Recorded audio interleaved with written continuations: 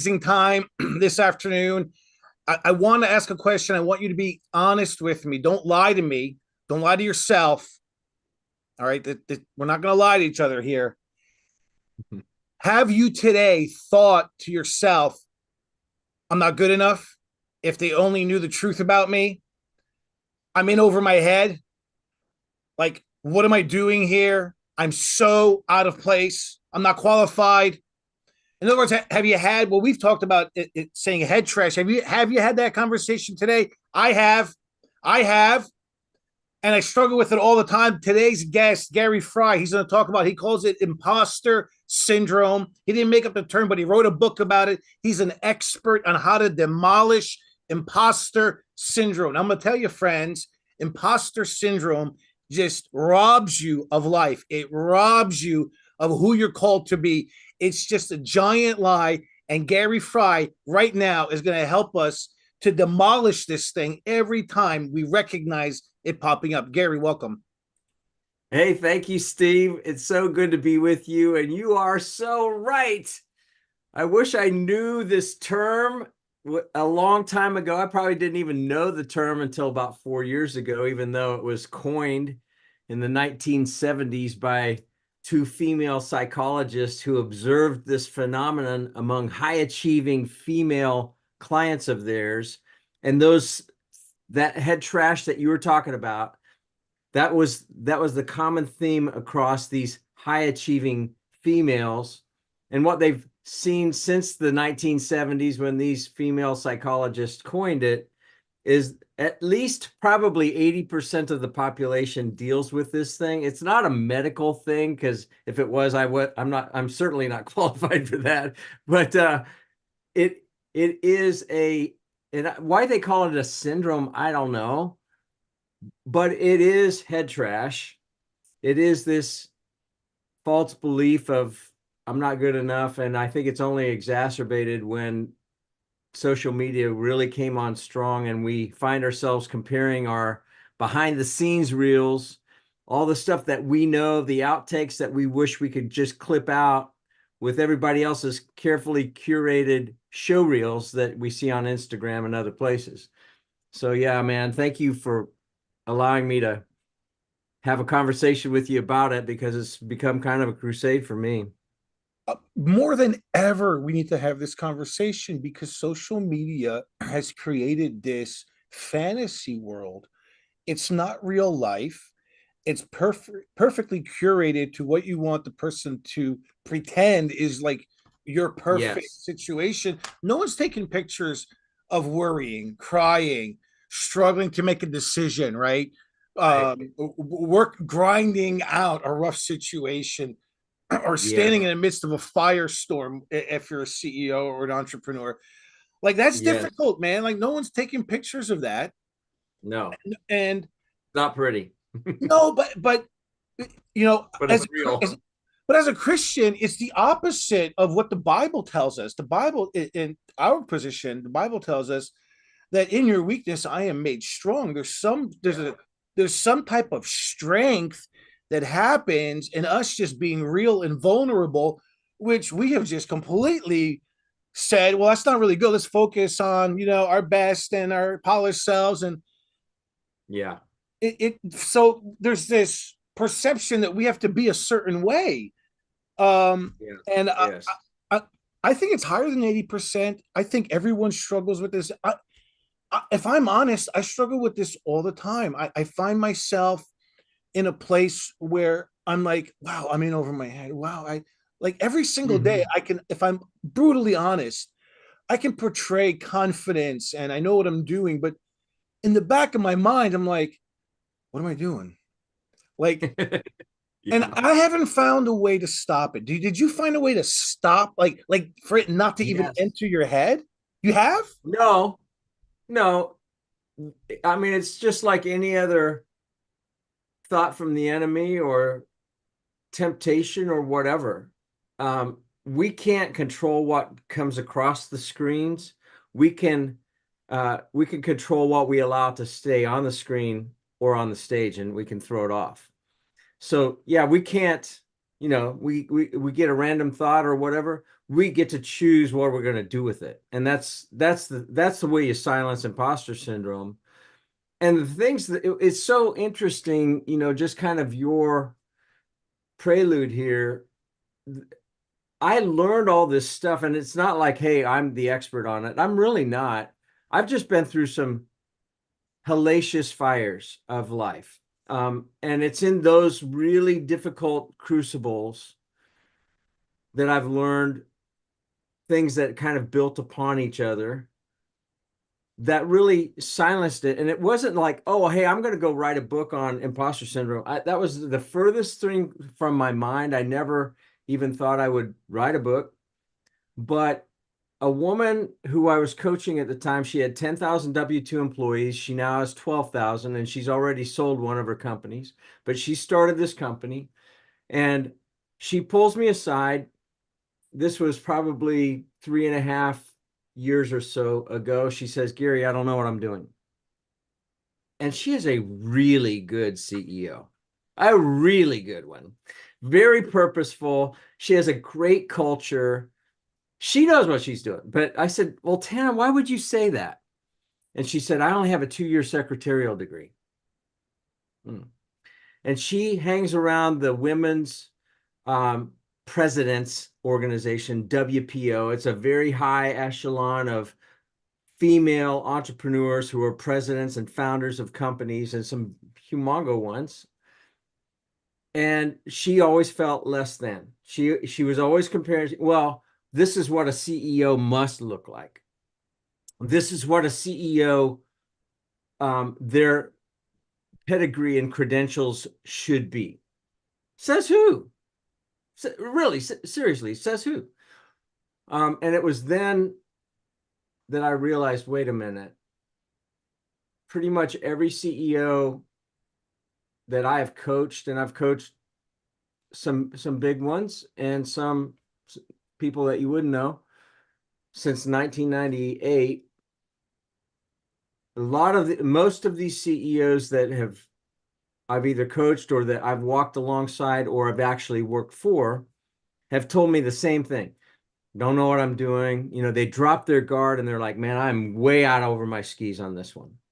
Well, it's usually because they're pioneers. You're doing something that you haven't done before and it feels foreign. Uh-oh. What? And then we compare what we think everybody else knows with what we know that we don't know yet and all that. And then we have this big chasm. And boy, that gives lots of voice to the imposter. So it was then that I realized, man, I need to write this thing. And as a kid, I suffered from it, literally, probably from 8 years old and until my 50s. I'm now 62, but I suffered from perfectionism, trying to hit ideal standards that nobody could hit, feeling less than, feeling like, because I sucked at playing baseball, and that was one of the few things in this little Kansas railroad town where I was raised, and it wasn't because my parents were perfectionists. They were actually trying to dial me back. But I don't know what drove me into that. I really don't. But it's a cruel taskmaster when we think that we're trying to be what normal is. Well, it's a setting on a dryer versus, hey, be who God created you to be. And we still are learning and discovering all those things, right? But my thumbprint's different than yours. And it's funny, I actually didn't date a lot before I got married at the age of 21, but I dated 3 different girls, very short periods of time, and they were all twins. All of these, they weren't, they were separate families. 2 of them were identical and one was fraternal. None of them, and the identicals, you'd think, oh, well, they have the same thumbprint. No, they don't. By design. That's the way our creator created us. And it just took me a long time to really fully embrace, oh, wait, I was created a unique way. I'm still discovering what are the things that you created me to do? And how did you form me to, like, what are the things that captivate my attention and wonder? You know, those are the things that make us different.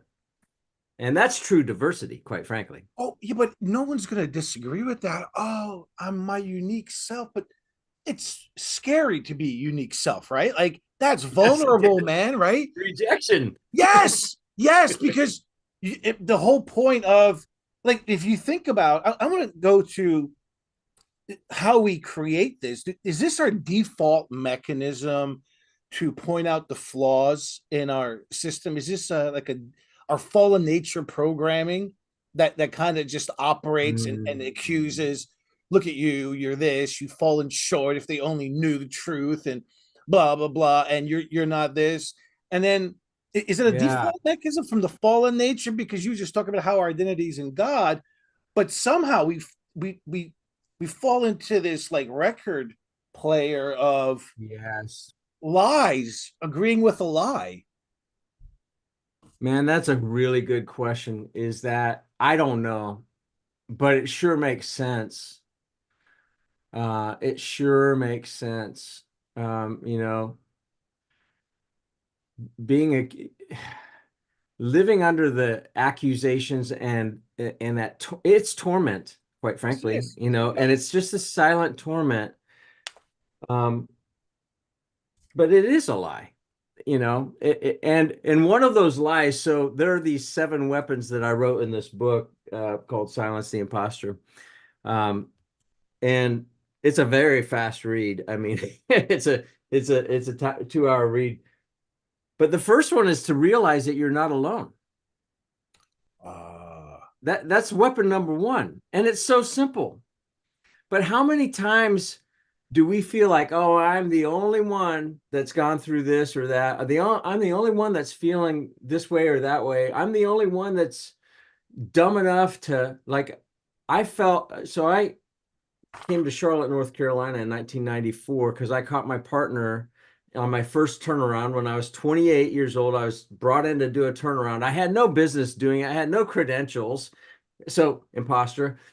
And so we turn around, have the company that has my name and my partner's name on the door, and I catch my partner with his hand in the financial cookie jar twice. Catch him embezzling. Well, I have to either destroy him or destroy my name, and a good name is to be valued above great riches. So I'm like, what am I going to do? And I didn't want to destroy him. I didn't want to destroy my name. So I left Wichita, Kansas, and came to take equity in a firm out here in Charlotte, North Carolina. I'd never been here. But I was embarrassed because I thought, man, how could I let that happen under my nose? I mean, I must be a village idiot.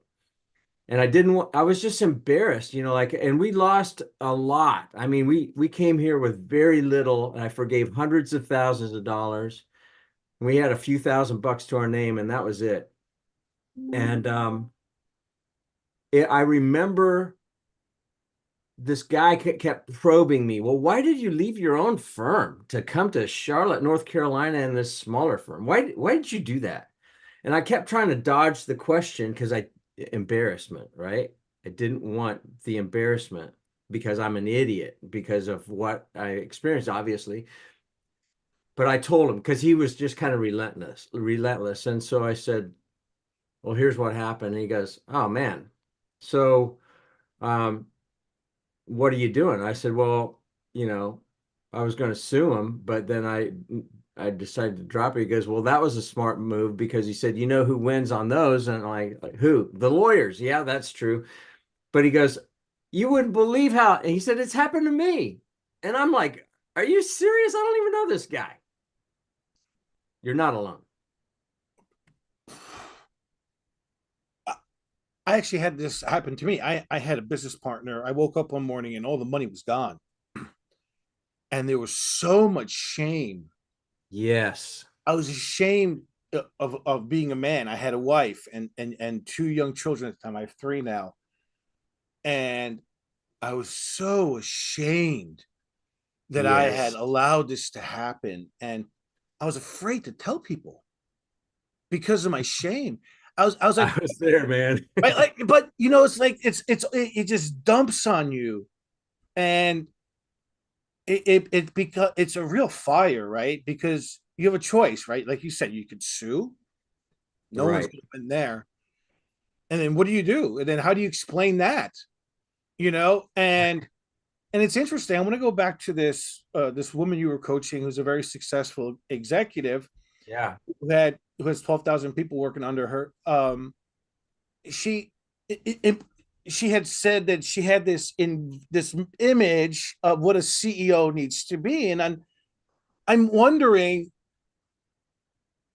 that where does that come from? That's something we make up, right? Like, did Yeah. someone tell her this is what a CEO needs to look like, or is because in my world, I usually make up some sort of image of what someone who's successful should be, right?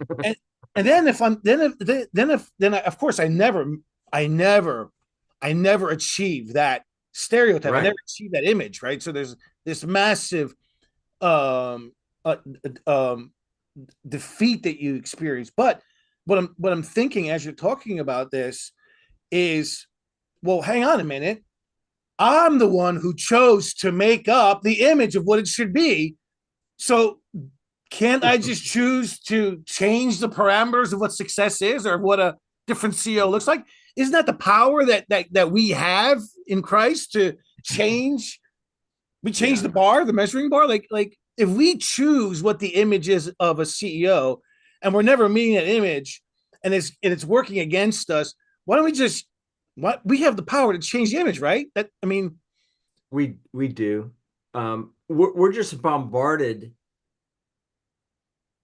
incessantly from TV. I mean, I grew up in TV land, right? And advertisements where, this was, and that was what I always strived, like, oh, that's normal. Oh, well, that's what normal kids do. That's what normal families look like. And, my father lost a leg to polio when he was 17. And so I just knew my father dragging a leg through this little town of 16,000 people. And a lot of people knew him because he was a kind of out of the box educator, but dragging a leg. And so the stairs were just hard. And so I would pray at night, Lord, just help us to be normal. Normal. What is normal? I mean, there's no such thing. Again, it's a setting on a dryer, but that from the time I was a very young child, I felt that way. So I don't know, but then again, we look at this kind of amalgamation of images that we see of, oh, well, this is what that CEO looks like. This is what they drive these kind of cars. They live in this kind of places. They have this kind of family. They send their kids to these kind of colleges. Boom, boom, boom. We start building this framework. And the best example visually that I've ever come across of what imposter syndrome is I want you to picture a 1-inch circle, and in this 1-inch circle, it says what I know. Okay, that's what I know. But this 1-inch circle is surrounded by a much larger 5-foot circle. And in this 5-foot circle, it says what I think everyone else knows. Think about that. What I think everyone else knows, this massive 5-foot circle, but what I think I know, 1-inch circle. That comparison thing it's a nasty trap. And what it does is it kills gratitude. Yeah, I think it was Brene Brown said, comparison is a thief of joy. All I know is it kills gratitude. And I also know this: intentional gratitude, finding intentional gratitude in the midst of even difficult circumstances, unfair circumstances, tragic circumstances. I've been through all of those things that were some of them were extremely terrifying, but I knew I had to find something to be grateful for, not for those things. We don't have to be grateful for the difficulties, but we can find gratitude despite them. okay, but how you're like a how do you while you're walking through a hellacious fire as you described it, how do you remind yourself to to have gratitude? Like that's the last thing I'm thinking about. How, Oh, yes. Oh, yes. Well, and you said it early on. Hey, are we pre-programmed or hardwired to find the less thans, the difficulties and all that? Well, I was trained as a graphic designer, so I always I'm very good at finding the imperfection, at finding the anomaly, finding the, oh, this needs to be improved and fixed. Well, that makes you a really good consultant and a MacGyver, quite frankly. However, it can also just be tormenting. And it tormented me because I could only see the flaws. I could see a beautiful place, but I could find the crack in the foundation. I could find the paint that's chipping that nobody else sees. And it's just tormenting. The gratitude part, and I learned this when all hell was breaking loose. $30 million worth of us got wiped out. CEO is thrown out, and we find out, and I thought he was one of my best friends. Found out he was a complete fraud, had lied about a bazillion things. We had lawsuits flying. It was during the collapse of 08, 09, and it all culminated in 09. I mean, it was awful. And I wasn't going to commit suicide, but I was genuinely bummed when I woke up that each morning because it was like Groundhog Day on repeat and it was a nightmare. And literally, it was multiple times in the week. All right, so who's suing us today? I had to shut down 90 offices, I mean, 90 people, 11 offices around the country. And we didn't have the $300,000 that it was going to take for our company to go bankrupt. And one of our board members kept me alive.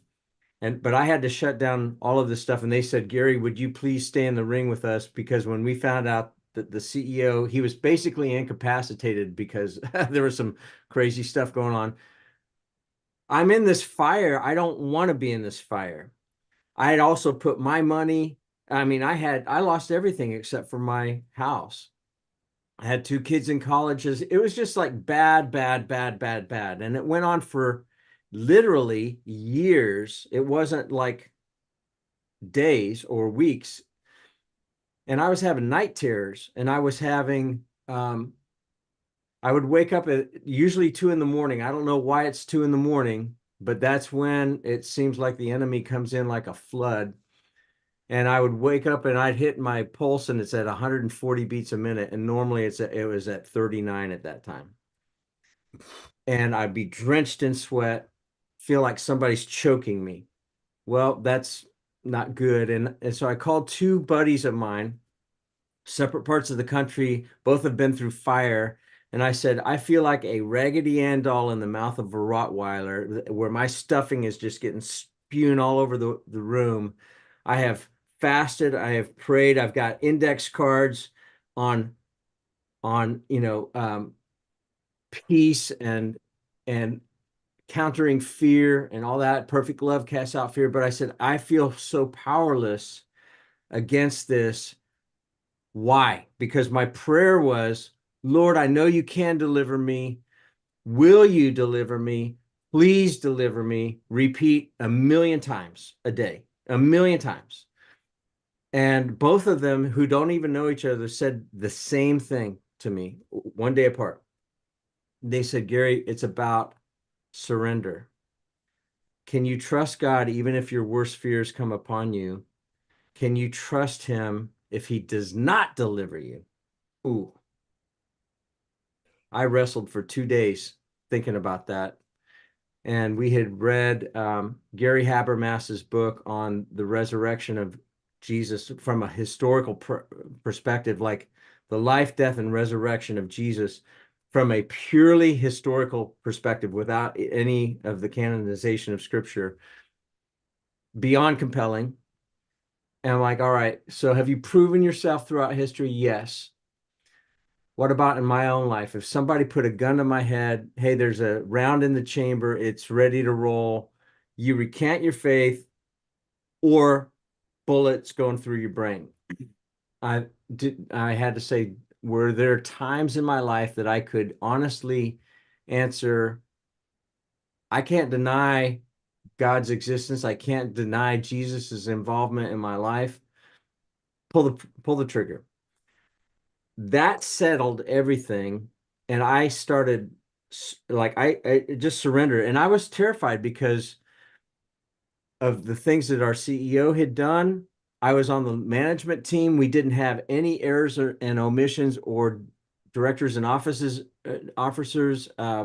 insurance like he said we did. Like we were completely vulnerable.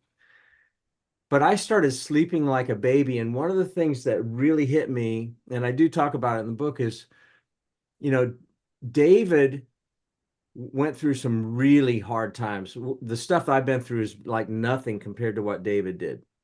Running for his life from a king who basically acted like his own father, and then running from his own son. I mean, just horrific, the things that he experienced. But he would often say he would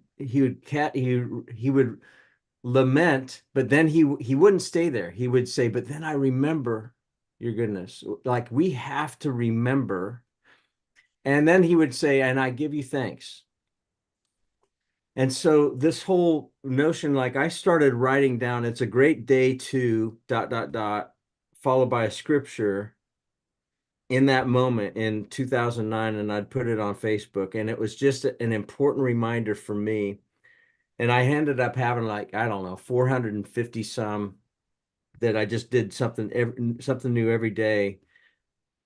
And now I use a gratitude journal. So I put 3 entries every day in my, simple gratitude journal, and I've got tons of them. But nobody's ever read them, but it's 3 things. I'm grateful for ...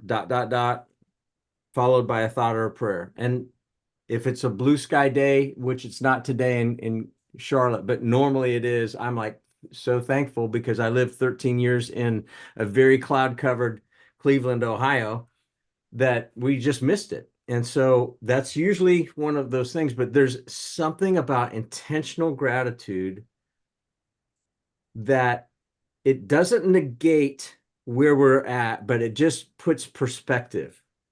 There's something to be grateful for. Or are we going to just magnify the difficulty? It's a choice. Right. So then, in my mind, being intentional is I can't implement this when I'm getting hijacked when I'm in the fire, right? Yes. So I've got to have it programmed in my phone to remind me to pray, to say to be grateful for something that I have, something that's happening, to remember perhaps how far I've come or what I've overcome and how God, Yes. right? So this is actually like setting a reminder for yourself. You take it a step further. You actually write it out. Like I write it out, man. oh, that's powerful, man. That's And really powerful. it's so simple. And I didn't start writing out on I was journaling for decades, but I didn't have a specific gratitude journal. And I've got a special pen. I got like, this is a fountain pen. I like it. And again, nobody else reads it, but I learned this. I was asked to go through a leadership development program that was $12,000 for a week to go through. And I'm like, I didn't have the money. But I was gifted it by this big bank that wanted me to go through it. And it was this amazing facility. So we have to write, I'm not going to talk about what we went through. Is very much peel back the onion, very intense, really good program. But the best thing that I got from it, the best thing was, hey, get a dedicated gratitude journal, write 3 things in it every day. I'm grateful for these beautiful blue skies or the birds singing on, like this morning. I was like, oh man, I love listening to the sound of those cardinals singing. Write it down. Thank you, Lord. It is so good to be able to hear. I love the creativity of our creator that has all these beautiful songs and like beautiful birds that he created. He could have made them all like, you guys get 1 bird. No, He likes variety. Wow. Can we go back to 2008, 2009, um, when Yeah, you reach out to these two men, yeah, I assume the two men, and yeah. They're two men. they said, well, what can you trust him even if God doesn't? I love that question. Can you Love that. trust him even if he doesn't deliver you? Yeah, so did that mess your doctrine up at all? That's why it was 2 days of intense struggle. Because Intense struggle. when I first had this question posed to me as well during my times with fire, it was like I had to really examine myself. Like my faith was Yes. being tested. It was like I was like, well, no, I love him no matter what. Like I trust him no matter what. I don't understand it, but I trust him. Right. Yes. There's real power in that. How did how do you what do you tell people who aren't there who are like, well, I don't know if I could trust him with that? All right, does the Bible say Psalm 91 that we are hidden in the Yes. shadow of the Most High Oh, God? yes. Right? Nothing shall befall us. Like, aren't we not supposed to be touched? Isn't that what the Bible says? But man, life. I haven't experienced that. It's been Yes, it sounds fantastic, and we've experienced it. But Hebrews 11 and the Hall of Faith is really grounding. You know, some were delivered from lions, from the mouths of lions, right? Daniel. Some were sawn in two. Some saw and received the promises, and some never saw that. Hmm. We in America, I know you're in the Netherlands, but Western society and America in particular, we want everything microwave, instant now, instant gratification. Well, we don't learn perseverance and character in any of that. no, but We there's don't this. learn it in, you know, No, I agree. In fact, we're taught the opposite. We are actually taught that, well, nothing's yes, going to happen to us, and if you have faith, right. and this is, but that's not what I've read in Scripture. Like all my heroes suffered immense trauma. Jeremiah, Isaiah, like Oh these guys man, were just Jeremiah, probably my favorite. Like that guy was just brutalized. they call him the weeping prophet for a reason, right? Oh, and then I the mean, best part is he comes to God at one point and he just totally loses it. He says, "You did this to me," and then God doesn't even acknowledge his pain. He's like, "All right, when you repent and you say sorry, you come back to me. I'll tell you what else to say." It was like, and there, faith again is a choice. yes, So what I'm finding out in this conversation also is we have a choice. We can choose to believe we are not alone and reach out like you did, yeah. right? Which is also scary, man, right? Because you're like, I don't know how the person's going to react. What are they going to think of me? Who are they going to tell? That's scary, dude. Yeah, I mean, you strip down the nakedness when you do that, and you have to have somebody that. The reason I called those two people is because they've been through fire. I've seen them. I saw them stay faithful to God. Vic Calhoun in Boise, Idaho, and Calvin James in Charlotte, North Carolina. They don't know each other, but they are common. They have one common thing: Jesus and fire and faithfulness despite the losses, despite the Lord, I don't understand, why. I mean, we've seen massive miracles and we've also seen prayers that seem to be unanswered. Why? I don't know. But at the end of the day, and this was the thing that I came back to during that 2 days of intense wrestling. First of all, like, God, did you prove yourself throughout history? Yes, he did. I mean, that's so undeniable. You got to really have a lot of faith to not believe that. But then it's like, what about my personal thing? Yes. Yes, he did. But then it came down to remember when Jesus, he had thousands of people follow him at one point. And he says, unless you drink my blood and eat my flesh, you'll have no part of me. All of a sudden, hey, wow, look at this. This social media thing is growing. Look at all the crowds we got. We got a movement happening here, Jesus. This is fantastic. Boom, gone. Hey, he And said that then to Jews, bro. He said that to Jews. Are you kidding me? Drink my blood, eat my flesh. Like this is like it's all. and so then he goes to Peter, you leaving too? And Peter says, where else are we going to go? Exactly. You alone have the words of life.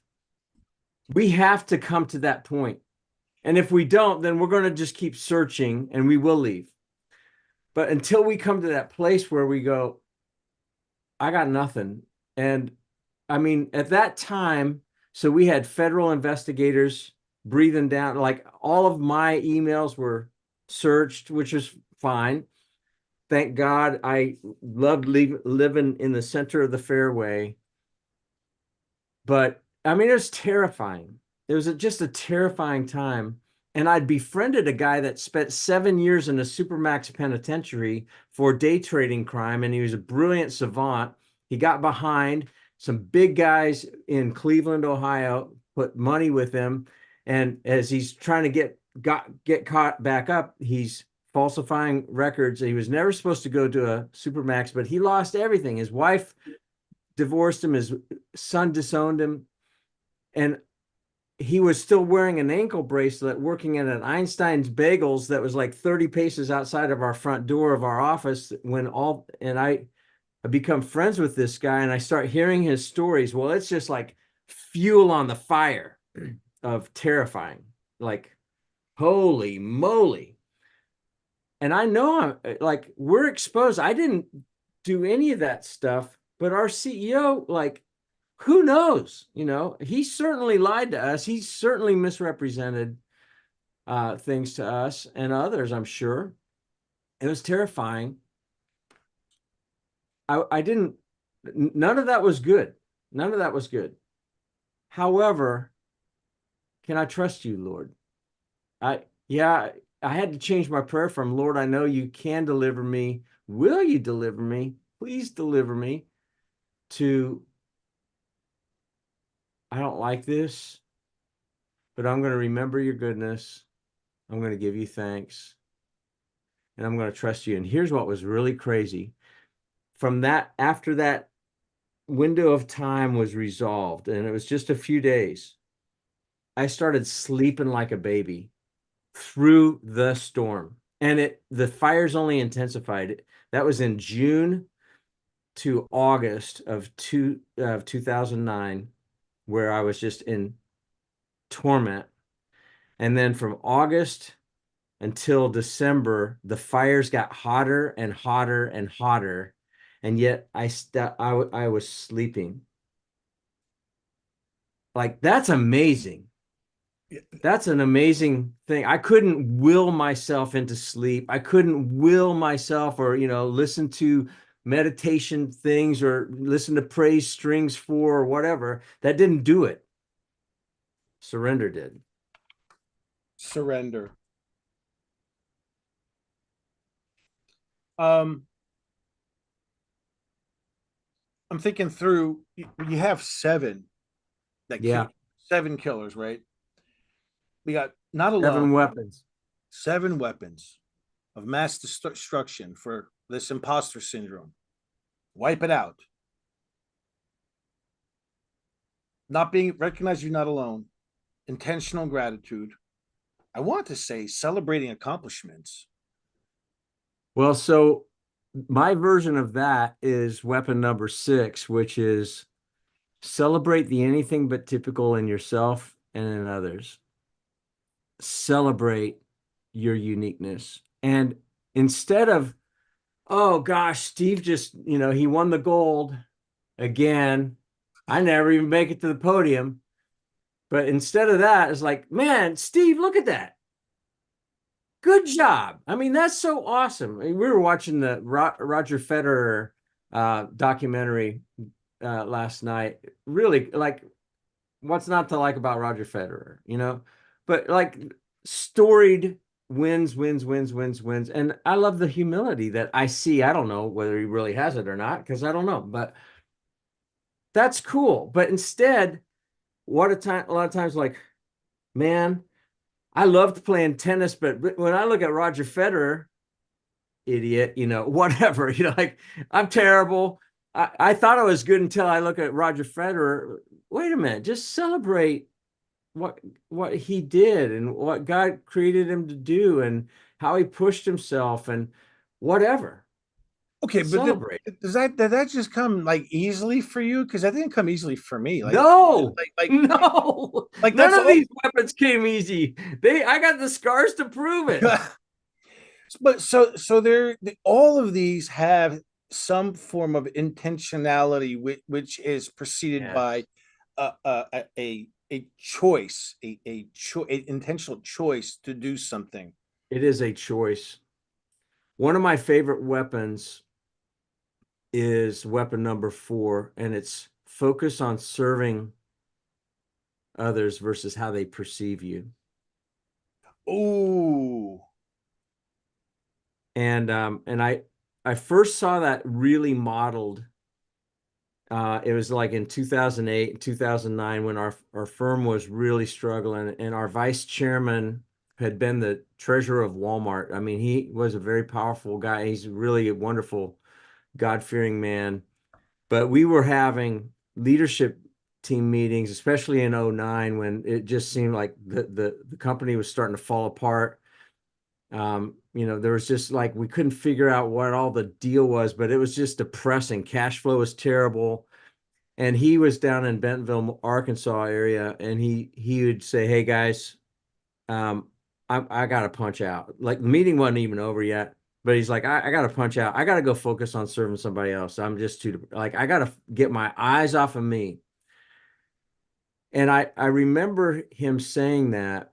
And I also had another moment where, and it was actually before that, I was the MC. We would do these big partner events, and we had 300 very, very wealthy families in our group. And you talk about imposter. I mean, I don't come from that kind of money or anything like that, but I was under the watchful eye of our CEO, who was a military guy who was very exacting, very critical. And so every word that I said was like parsed and rehashed and whatever. And I remember I was writing in my prayer journal the night before I had to fly out for another event that I had to do 3 days of being the MC for. And I felt like Moses, where he said, Lord, I'm slow of speech, give me Aaron, give me somebody, like, because I can't speak. Well, think about that. Moses at that time was 80 years old. He was raised for 40 years in Pharaoh's house. I guarantee you he had the best of education and he had everything at his fingertips, right? But then he goes through 40 years of the most despised profession that the Egyptians could think of, which was shepherd. He's shepherd in the desert. And then so he has no confidence at this point. Like, I'm slow of speech, blah, blah, blah. That's how I felt, because years before, when I was the president of a thing called bizjournals.com, is this news portal across 41 publishers and different cities in the US. I had to speak a lot, and we would do all these 360 or 180 comment cards where we would get evaluated. And one of the comment cards about me, because I had to go to all these publishers and give talks about what we were doing, this and that. And the comment card said this: Gary is really good at one-on-one. In front of a large group, not so much. whoa! And my chairman sees that, and he was the uh, COO of Dow Jones and Wall Street Journal. So he was a very exacting man. And I just felt filleted, and that haunted me. That was in 2000.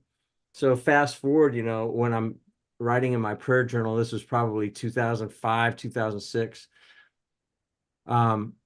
I say, Lord, but so I'm bemoaning the fact that I got to go into the crucible for another 3 days. I'm going to get, rejected. I'm going to get, grilled by the CEO because I didn't say something right or whatever. And this is what the thought came across my head. A servant is not to be concerned about how they are perceived. A servant is to be concerned about how they serve. Go serve them. Boom. Wow. And so Well, here's what was that takes all the weight off. That takes a lot of pressure off too. boom. And so because I'm a perceiver, because I could see like anybody tuning me out, then it'd be like, so sure enough, I'm doing the opening remarks and welcome to these hundreds of very wealthy people, some billionaires. And I could see if somebody's checking their phone, I can see if they're tuning me out. And then I remember like you focus on serving. It doesn't matter what they think. A servant it doesn't matter what they think of the servant. What matters is, are you serving? And so that was the first night. And the last night, so, 3 days of this, the last night, a woman came up to me and we were in like the dessert line or whatever. And she had been a top rank executive at McDonald's Corporation. And she had retired early. And she says, "Hey, Gary, I know what it's like to pull off these kind of events," because she had done it with thousands and thousands of franchisees and whatever. And she said, "Nobody does it better than you." And she said, "And the amazing thing is, you are so good in front of crowds. You are so good in front of people." Wow. And I just wanted to drop. I'm like, are you kidding me? Wow. But I know it was because I'm like, no, it doesn't matter what people think of Gary Frey. What matters is you go serve them, Gary. Powerful, super powerful. Yeah, because if you're focused on serving them, that means you're not focused on how you look or if you're looking Yeah, it bad. doesn't matter. It doesn't You can matter. have parsley in Yeah, your it teeth doesn't and it matter. doesn't matter. It's not about you. Not It's about not you. about you. Wow. This is awesome. So I want to tell everybody, you guys have to go click the link below. And I want you to get Silence the Imposter 7 Weapons to Silence Imposter Syndrome. We've covered 1, 2, 4, and 6. Yeah. I don't want you to tell us the rest. I want them to go click the link and get the book. I want you to click the link, get the book, and find out what the last 3 are. Yeah. Gary, They're all good. And they're simple. Simple doesn't mean easy necessarily, but they are simple, no, but because they are mindset. what you're saying isn't something new. It's not like you've No, found some no, new formula for it. This is common sense. It's so simple. it It's just, is. and we It's over. bonehead simple, man. But that's what I love about this. You got to get the book, y'all. Get this book. Um, I'm getting it as soon as I get off this. I'm gonna get the Audible. So, and here's the funny thing. So this is a picture of me. I did this on my phone. I don't want to be a designer anymore, but when I saw like I wanted the anonymous mask, and so I just merged my face with them. And what's really funny, I went to a friend of mine who's a 5-time New York Times best-selling author, and he does not give compliments. He uses the F word a lot, but he is like he was our number one columnist when I ran bizjournals.com, and he was always grateful. He's a hard charging New Yorker. And I said, "Hey, Jeffrey, would you read this?" And I expected him to say, because it's a fairly short book, like it's a couple hours. I figured he'd say, "Gary, nice cathartic exercise. Don't let anybody read it." I literally thought that's what he would say. And he says, "You're very good. Don't self-publish." And I'm like, well, I've never written a book. I don't know what to do with this. And so he said, I'm going to introduce you to a couple publishers. And he bought all of his rights back on his 5 runaway, like millions and millions and millions of copies. He bought all of his publishing rights back from these publishers. So he connects me. I get ghosted. I get ghosted. I get ghosted. I went through a year. And finally, I said, hey, Jeffrey, these guys goes to me, he goes, I'm going to have, and it's a big one. He goes, I'm going to have the top editor call you and reach out to you. So sure enough, this guy did. And he says, listen, we're probably going to regret this because it's good, but you don't have 1 million followers and we got to sell 10,000 books in the first week. Yeah, I don't have 1 million followers. And so I've sold a whopping, just under 700. So I self-funded it, and I went through a publisher, independent publisher, to help me guide through the process. But anyway, so it's no, I love it. But here's this weird thing. Like, you also could have said, well, it's not good enough for these big publishing houses, so I'm not going to put it out there. It's probably not worth anything. But everything you've spoken about is so practical. It's so applicable to. So I'm happy you just went for it, man. And our community is going to get this. Well, my wife was the one, because I said, honey, it's $10,000 to do this, and we lost everything in 09. So I'm going to be working forever. And I'm okay with that. Like, I'm really okay with that. She said, Gary, spend the money, just do it. And we don't spend money like that. Like, we just don't. And here's what happened 2 weeks ago. I was speaking on this, and I've been speaking on it, and including on stage with the founder of Reebok a couple times, which has been just grins and giggles. But an NFL, a former professional football player that had played for the Cleveland Browns, had heard me, and then he read the book, and he sends me a note. He says, Gary, you changed my life. Wow. Like, wow. I mean, and I got the same message from an optometrist in Toronto, Canada, who was at a place where I spoke here in the States. And he said the same thing. He goes, you changed my life. I said, honey, look at this. If nothing else, these two people, if nothing else, it was worth the investment. Yeah. Yeah, but don't underestimate the ripple effect those two people have. What about, and for every person does say something, there's at least 12 who think the same but haven't. It takes effort, dude, right, to write you an email. You know what I mean? Yeah. That takes effort, man. Get the book, y'all. Click the link, get the book. I'm gonna get the audio version, and I'm gonna listen to it when I'm outside the farm here, mow the lawn. Listen. Good, yeah. I love it. I narrated it using really. this. So it's your voice.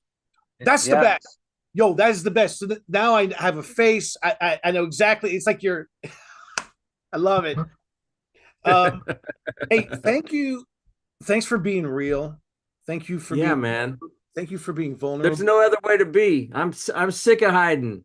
Yeah, no, but there's a choice. You made a choice, right? You could be, here I am, and because you got a history of success as well, but you're vulnerable. I love this because this is where I think we learn the most, is in these fires. Right? This is where we find out our faith, and we find out what we're made of. We find out so much, man, and it's uncomfortable when you're going through it, but if we're honest, it's the best thing that could happen to us. It is. And there's a sweetness in the sorrow. I mean, I don't like it. I don't like it at all, but there's a sweetness in the surrender. Let's just put it that way. It's not a sweetness in the sorrow, but there's a sweetness in surrender, because like, we want to feel the heartbeat of God's heart. Like, and many times we don't hear him, we don't feel him, but there's just this, where else am I going to go? Exactly. The verse, be still and know that I am God. Being still is difficult. Oh, man. Like in front of the Red Sea with the Egyptian army coming behind you, like, be still. Okay. In your fire, be still. Know that I'm God. Surrender. and trust. But like you said, there's this peace that surpasses all understanding when you're in that place, man. When you just realize, where else am I going to go? Like, and by the way, if you had a choice to go somewhere else, would it be better than the arms of God? Absolutely not. No, No. no, So it doesn't matter. You want to be with God, absolutely. dude. You're a breath of I fresh mean, air, man.